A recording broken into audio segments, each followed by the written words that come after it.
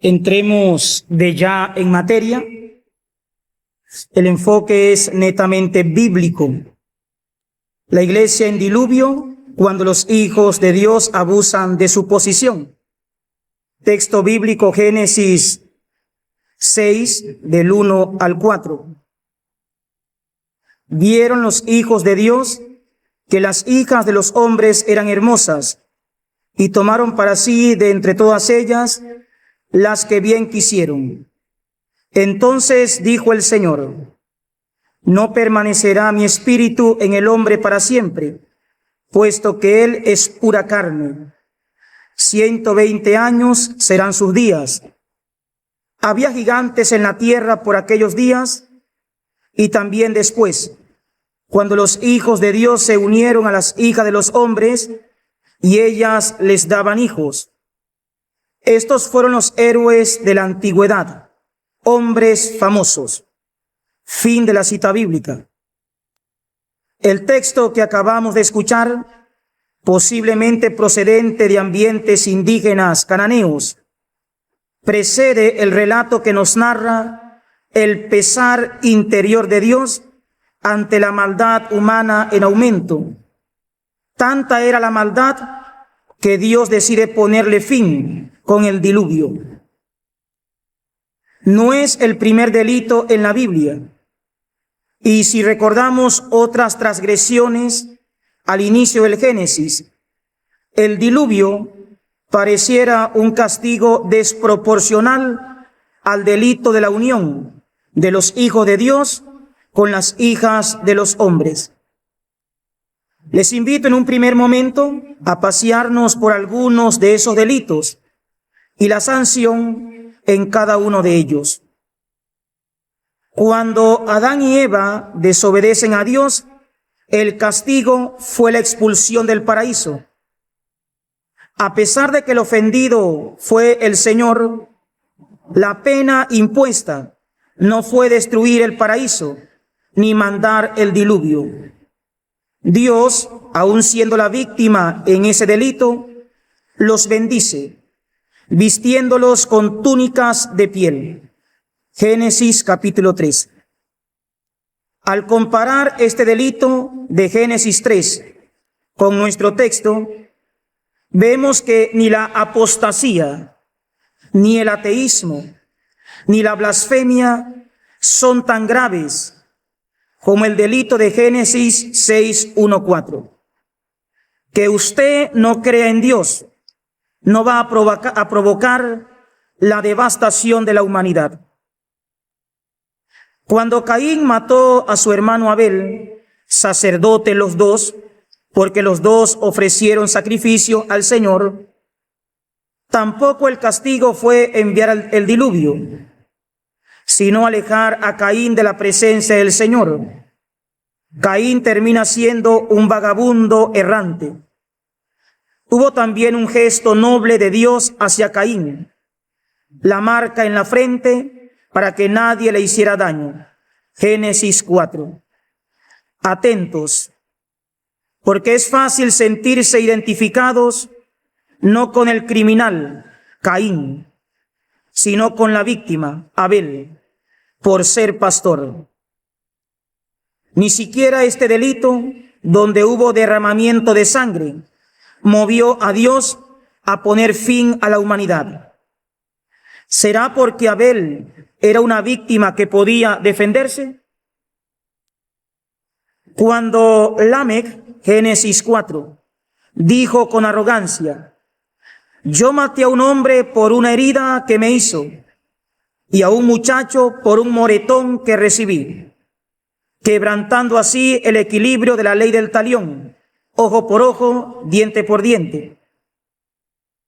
Tampoco Dios decidió poner fin a su creación con el diluvio. Ante la violencia sin límites representada en Lamec, Dios bendice nuevamente a Caín con un nuevo hijo, Set. Atentos, hermanos, porque Lamec duerme dentro de nosotros. A veces se nos pasa la mano al castigar y sancionar. Cuando el hijo Cam se burló de la desnudez de Noé, su papá. El castigo, la maldición, aunque fuerte para nuestra cultura cristiana, no fue tampoco la cancelación de la vida de la superficie de la tierra. Génesis 9. El papá pudo evitarlo, aunque por el abuso del licor se convirtió en persona vulnerable. Atentos, porque nuestra mirada puede ser semejante a la de Cam, hijo de Noé. El texto en efecto dice: vio Cam la desnudez de su padre. Al no decir vio a su padre desnudo, se nota que no le importa la persona, sino su desnudez, su sexo. A pesar de la maldición, Cam será bendecido, siendo el padre de grandes imperios, como Egipto y Etiopía. Cuando los hombres eligieron no el plan de Dios, poblar la tierra, sino un plan alternativo, la Torre de Babel, Génesis 11, tampoco vino el diluvio, sino la diversidad de lenguas, con la invitación a respetar la diversidad. El proyecto de comunión es bueno, pero no el apetito de supremacía. El proyecto Babel encierra una velada denuncia: cambiar la austeridad del desierto por el frenesí urbano, es decir, la pobreza de espíritu por el lujo social, la cual puede desembocar en degradación moral. De hecho, lujo y lujuria tienen la misma raíz. Terminado este recorrido, nos preguntamos: ¿cuál es el delito que encierra Génesis 6:1-4 para que Dios sienta dolor y amargura? ¿Cuál es la gravedad del asunto para que Dios sienta profundo disgusto por el proceder de los hombres y se arrepienta de haberlos creado? Una lectura superficial, ligera, sin sentido común y poco seria, nos llevaría a reducir estos 4 versículos a un mero entretenimiento mitológico. Es fácil y hasta nos conviene quedarse con el mito, puesto que se habla de gigantes, titanes, hombres famosos de la antigüedad, nacidos en la unión entre los hijos de Dios y las hijas de los hombres. Sería una fantasiosa página que habla de semidioses que surgieron de la unión entre seres celestiales con mujeres mortales. Es difícil, me pregunto, ¿o es que no nos interesa leer las letras pequeñas? Es decir, lo que está allí, en el fondo del texto sagrado, la categórica denuncia. Otro error cometido en tiempos pasados es interpretar Génesis 6:1-4 como el pecado de rebeldía de los ángeles contra Dios antes de la creación del hombre. Una interpretación que nos dejaría a nosotros por fuera. Sería una vez más una página de entretenimiento y no de estremecimiento. Y como siempre digo, la Biblia no es para entretenernos, sino para estremecernos. Puede ser, además, que ante estos 4 versículos nos escandalicemos al ver relaciones contra natura, ángeles que se acuestan con mortales. ¿Cómo es posible que la Biblia contenga este tipo de narraciones propias de la mitología griega? Aunque así fuese, sería perdonable para el Génesis, ya que es apenas el inicio de la revelación divina, primer libro de la Biblia. Pero, ¿por qué no nos escandalizan o nos avergüenzan las cosas que nosotros los cristianos los que ya conocemos el Nuevo Testamento y tenemos a Cristo Jesús, plenitud de la revelación, hacemos? ¿Por qué me escandaliza esa página que es previa a Cristo y no lo que hacemos nosotros que somos cristianos? Para entender la gravedad detrás de Génesis 6:1-4 y la denuncia de fondo, les invito a adentrarnos en estos versículos, identificando a los verdaderos personajes. ¿Quiénes son los hijos de Dios de Génesis 6:2? Habiéndose inspirado en la hierogamia, mitos sobre las relaciones entre divinos y humanos, el autor del Génesis denuncia a los hombres sagrados, es decir, aquellos que desempeñan funciones sagradas, religiosas, personas que entran continuamente en contacto con lo sacro, que se mueven regularmente en la esfera divina. La denuncia es porque por su oficio llegan a creer que están por encima de las leyes humanas y exentos de las leyes divinas, y terminamos desafiando a Dios y violentando a quienes consideran por debajo de nosotros. Son quienes creen que por la investidura sagrada son intocables y pueden apropiarse, como dice el texto, de lo que se les antoje. Entonces, sí es posible que sea un mito, pero no en el texto sagrado, sino aquí, en la concepción que podemos llegar a darle a la investidura sagrada que hemos recibido. Hoy, al ver tantos casos de abusos con sus penosos desenlaces jurídicos, se constata el mito de Prometeo. Los hijos de Dios nos hemos creado nuestro propio mito. Nos hemos creído con privilegios exclusivos. Nos hemos creído titanes con licencia divina para romper los límites naturales establecidos por el Creador. Este camino, tal como sucede en el mito de Prometeo, está condenado al fracaso. El hombre sagrado, el Hijo de Dios, que se cree invulnerable ante cualquier ley, tarde o temprano terminará arrojado a la miseria humana. Un ejemplo bíblico donde los hijos de Dios, a causa de su investidura sacra, llegan a creerse intocables y además con derecho de abusar de las hijas de los hombres, lo tenemos en el capítulo 13 del profeta Daniel. Se trata del episodio vergonzoso y cobarde donde dos ancianos, en griego, la lengua original de este capítulo, dos ancianos se dice duo presbiteroi,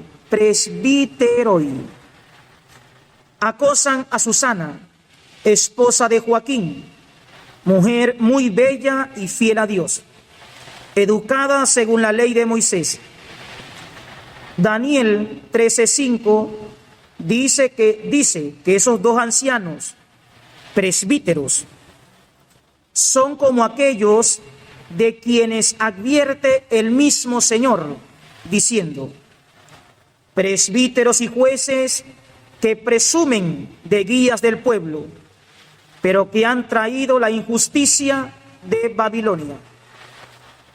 Los dos eran respetados y se les brindaba confianza en aquella familia, ya que frecuentaban la casa de Joaquín. 13:6. Veían diariamente a Susana cuando entraba a pasear y llegaron a desearla apasionadamente. El texto en latín dice: ingredientem et deambulantem. Entraba y paseaba. ingredientem et deambulantem. Acciones que se aplican mejor y con suma ironía a los dos ancianos, a los dos presbíteros, porque son los que realmente deambulan, es decir, vagaban, erraban, merodeaban, sanganeaban, vagabundeaban ante el apetitoso pero prohibido ingrediente, el sexo de Susana.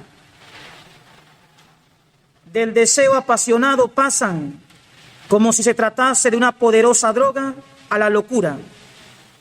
Ellos, los dos guías del pueblo, sigue el texto, pervirtieron su capacidad de pensar y renunciaron sus ojos a ver hacia el cielo.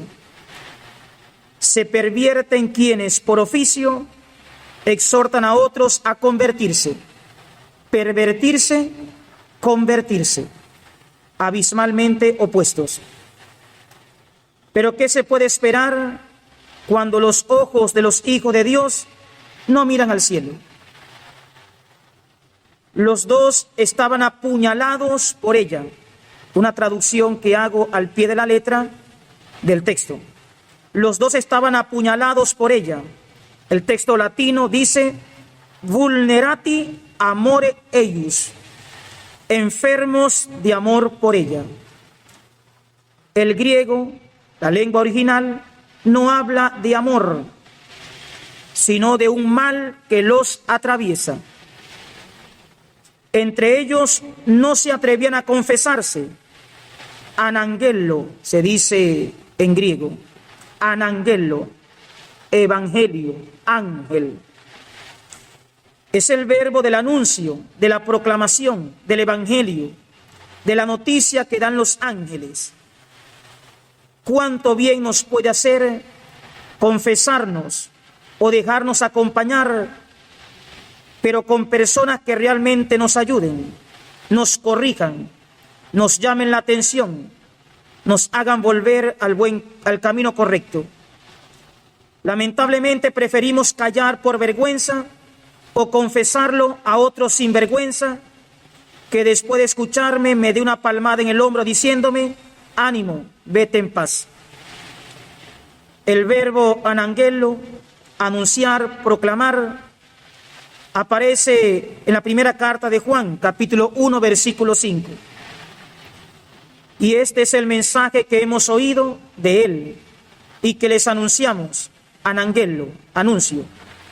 Dios es luz, en él no hay tiniebla alguna. Dios es luz, en él no hay tiniebla alguna. Conservemos en la memoria esa parte. Basta por ahora que veamos una vez más la ironía. Los que por su investidura continuamente llaman a confesarse, anangelo. Los que llaman a confesarse no se confiesan, perdiendo la sensibilidad espiritual y haciendo normal lo que es normal. El texto continúa, pero no se atrevían a confesarse mutuamente su tormento, pues le daba vergüenza reconocer el deseo de tener relaciones con ella. La vergüenza experimentada es porque sabían que lo que estaban consintiendo en su interior era un deshonor, una infamia, un escándalo que no corresponde con su investidura sacra. Continúa el texto. Un día se dijeron el uno al otro, vámonos a casa, que es la hora de comer. Al salir se separaron, pero dieron la vuelta y regresaron al mismo sitio. Tras preguntarse mutuamente por el motivo, terminaron reconociendo su pasión y acordaron aprovechar la ocasión en que pudieran sorprenderla sola. Quienes poseen cargos de una cierta honorabilidad se lanzan sobre los débiles y vulnerables para devorarlos, creyéndose, lo repito, intocables, sagrados. Entre iguales y cómplices se suele encubrir y silenciar. pero se alían contra el vulnerable. El resto de la historia de Daniel la dejo a la lectura personal. Daniel 13. Volviendo a Primera de Juan 1:5, y este es el mensaje que hemos oído de él y que les anunciamos. Dios es luz, en él no hay tiniebla alguna. Ponemos frente a frente, en actitud dialógica y de iluminación recíproca, Génesis 6:1-4, el texto de la unión de los hijos de Dios con las hijas de los hombres, con Mateo 5:14, ustedes son la luz del mundo. La primera, Génesis 6:1-4, se encuentra en los primeros capítulos del primer libro del Antiguo Testamento. La segunda, Mateo 5:14, se ubica en los primeros capítulos del primer libro del Nuevo Testamento. La ubicación es provocativa si recordamos la frase, ustedes son la luz del mundo, Mateo 5:14, que dio nombre a la carta apostólica del Papa Francisco, Vos estis lux mundi, sobre los delitos de abuso sexual, situación que pone en peligro ya no a la humanidad del Génesis, sino a la nuestra, arriesgando además un diluvio, un hundimiento de la Iglesia. La lectura dialógica con este documento, Génesis 6:1-4, Mateo 5:14 y la carta apostólica Vos estis lux mundi, nos permiten precisar quiénes son los hijos de Dios o los luz del mundo que en nuestra época provocan el pesar de Dios y el diluvio en la Iglesia. En los textos se habla de personas que tienen una estrecha e íntima unión con Dios. En Génesis 6:2 son sus hijos y en Mateo 5:14 son la luz del mundo, siendo la luz una característica propia de Dios. Recordemos Primera de Juan 1:5. Dios es luz, en él no hay tiniebla alguna. Y Jesucristo dijo, yo soy la luz del mundo, Juan 8:12. Y lo dijo al final de una escena de abuso de poder. Las autoridades judías, recordemos, se presentan con piedras en las manos, llevando a una mujer ante Jesús. Es otra Susana, otra víctima.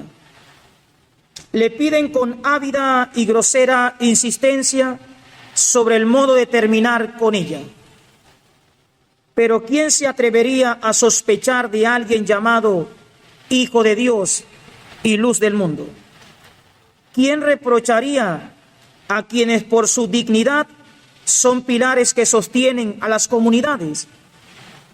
¿Quién dudaría de quien está puesto en la sociedad para iluminar los pasos de los hombres, especialmente de niños, adolescentes, jóvenes e indefensos? ¿Quién sospecharía que la confianza y el amor son máscaras que ocultan diabólicas y tenebrosas intenciones de abuso y aprovechamiento? Un 70 a 90% de los casos de abuso son cometidos por personas que el niño o persona vulnerable conoce y confía. En el proemio de la carta apostólica Vos estis lux mundi, ustedes son la luz del mundo, el Papa Francisco menciona en primer lugar a los obispos, sucesores de los apóstoles, a quienes identifica no como hijos de Dios, pero sí como guía pastoral del pueblo, como los dos ancianos de Daniel 13:5. Les llama también vicarios y legados de Cristo. los que gobiernan las iglesias particulares con autoridad y potestad sagrada para construir su rebaño en verdad y santidad. ¿Quién sospecharía? Dice el mismo documento en el párrafo siguiente: lo que compete a los sucesores de los apóstoles de una manera más estricta concierne también a todos aquellos que en diversos modos realizan ministerios en la iglesia, profesan los consejos evangélicos o están llamados a servir al pueblo cristiano. En el artículo 6, la misma carta apostólica menciona una lista que va desde cardenales hasta fieles laicos. En Daniel 13:5, al lado de los 2 presbíteros, están los 2 jueces, líderes laicos del pueblo, todos con la responsabilidad de ser luz del mundo, no solamente los apóstoles o sus sucesores, los obispos. De hecho, la misión de los 12 en el Evangelio de Mateo empezará a partir del capítulo 10. Y la frase, ustedes son luz del mundo, está en el capítulo 5. Es para todo discípulo. Ser hijos de Dios y luz del mundo, más que un privilegio, es una tarea. Más que un don, es una responsabilidad. Más que dominio, es servicio. Hijos de Dios y luz del mundo no son títulos honoríficos, ni credenciales de inmunidad, ni licencia para abusar. Quien se ampara y se escuda tras esos títulos para delinquir, será que considera a Dios como estúpido, cómplice o alcahueta, o para mantenernos en nuestro lenguaje religioso, padrino, es decir, que te apadrina. Algunos, sin negar a Dios formalmente, son ateos prácticos, porque creen que Dios no interviene en nuestros asuntos acá abajo.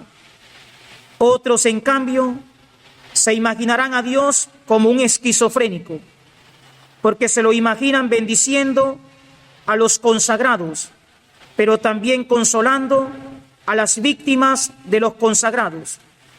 ¿De parte de quién está entonces? No nos equivoquemos, porque además del fatal desenlace en el mito de Prometeo, en Génesis 6:3, se nos recuerda que cuando no se actúa en consonancia con las auténticas exigencias de ser hijos de Dios y luz del mundo, Dios nos retira su espíritu, porque como Él mismo lo dice, no somos más que carne, nada espirituales, nada de Dios, nada de luz. El profeta Isaías rompe el silencio social y anuncia a los líderes pervertidos de las comunidades: ¿cómo has caído de los cielos, lucero, hijo de la aurora? Has sido abatido a tierra, dominador de naciones.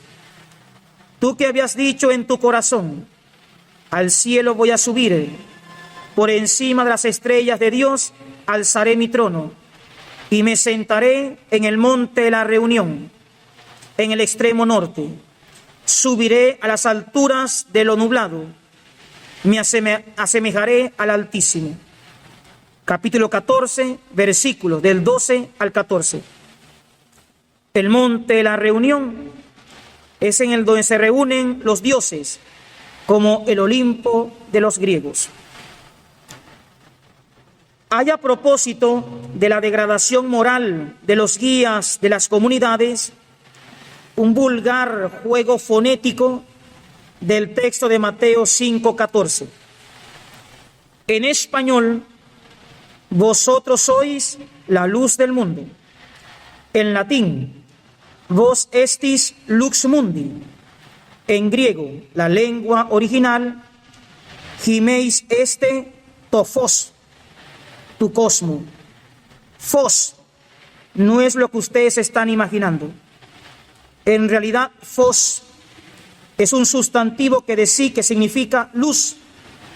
Pero cuando nos pervertimos, profanando nuestro ministerio, dejando de mirar hacia el cielo y abusando de quienes nos han sido confiados y que en nosotros han confiado, entonces sí somos ese fos que se imaginaron primero. Pero es tan grave la caída de un hijo de Dios, de un guía pastoral del pueblo, de una luz del mundo, como para que Dios decida el diluvio. Nos tocará entonces identificar quiénes son las hijas de los hombres. De inmediato se nota la doble inferioridad, ya sea social, religiosa y cultural, con respecto a los hijos de Dios. Los hijos de Dios suenan a trascendentes, celestiales, hijos de Dios, divinos, sagrados, fuertes, potentes. Las hijas de los hombres, en cambio, se presentan carnales, terrenales, humanas, delicadas, vulnerables. La distinción hijos de Dios, hijos, varón, Dios, divinidad, indica una doble posición de dominio y poder. Ellas, por su parte, expresan una doble vulnerabilidad. Hijas, hombres. Hijos, Dios.